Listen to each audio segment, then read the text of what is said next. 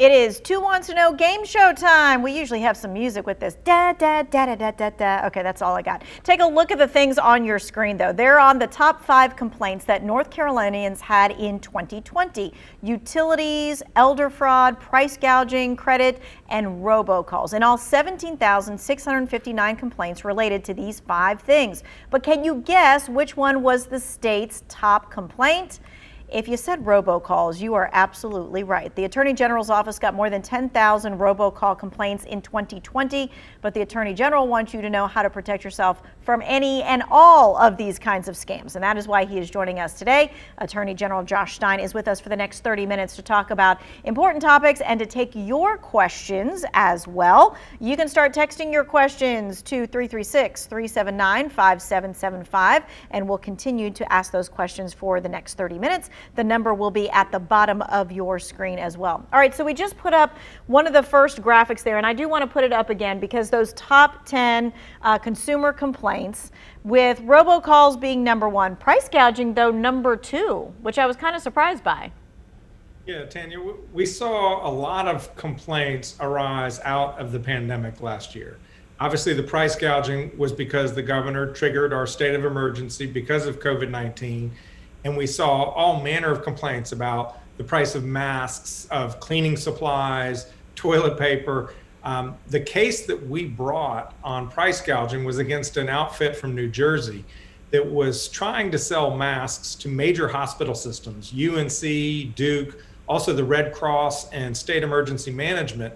And they were making representations about the cost that they paid, which turned out not to be true.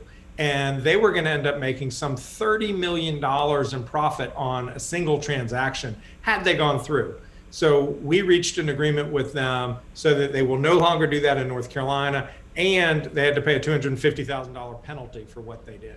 Gotcha. Okay. And a lot of people were wondering what constitutes price gouging. And we had to say it many times because it's not always just because the price is higher than it once was.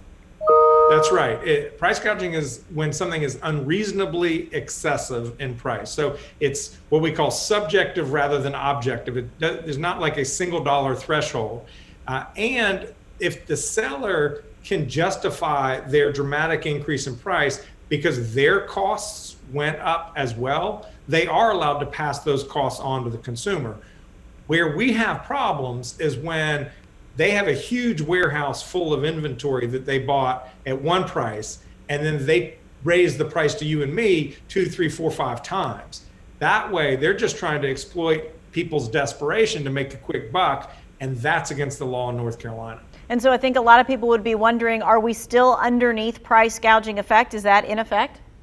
It is in effect. As long as the governor's declaration of emergency is underway and he extends that, then the law remains in effect, although we haven't been getting many complaints of late because obviously things have stabilized.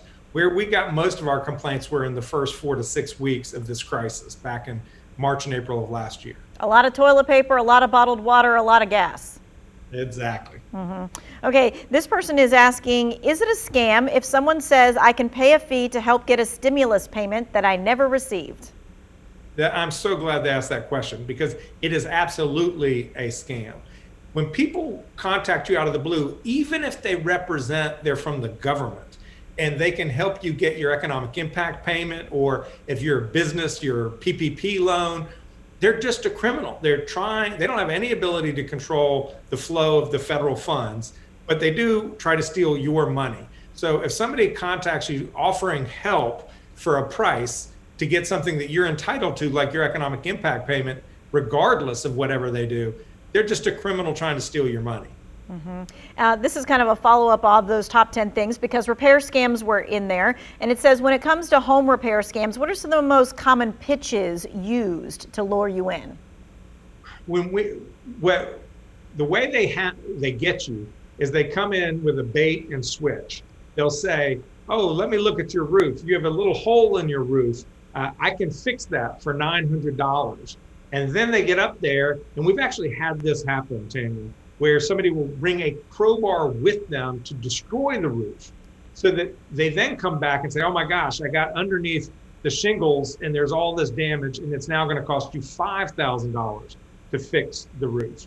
So we suggest people, if you have any work that needs to be done on your home, first of all, deal with known companies, people who your neighbors have used and have been happy with.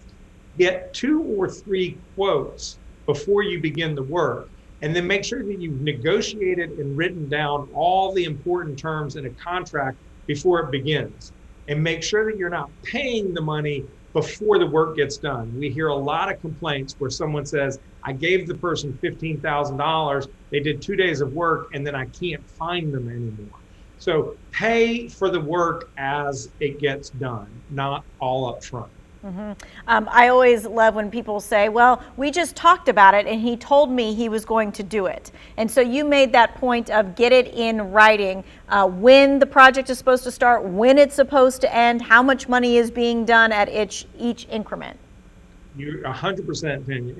If you do that, if you do the work on the front end as a homeowner and spend more time to prepare for your project, you will be so much happier during and after the project's done.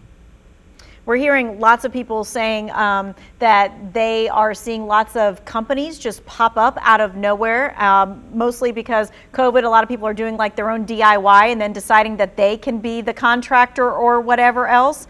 And so people are kind of like having that heart moment of, I want to give someone that job.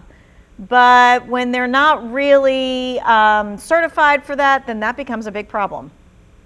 If you're dealing with a system like the electrical system or the plumbing system that, if done improperly, can destroy your home, do not go with some neighbor who says they know how to do it. Find a licensed contractor.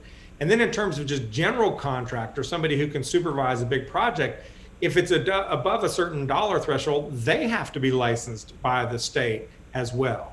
So look, some handymans, if they come with a good reputation, if it's something like putting storm windows on your home where it's not going to fundamentally affect the functioning of your house, I can see doing that.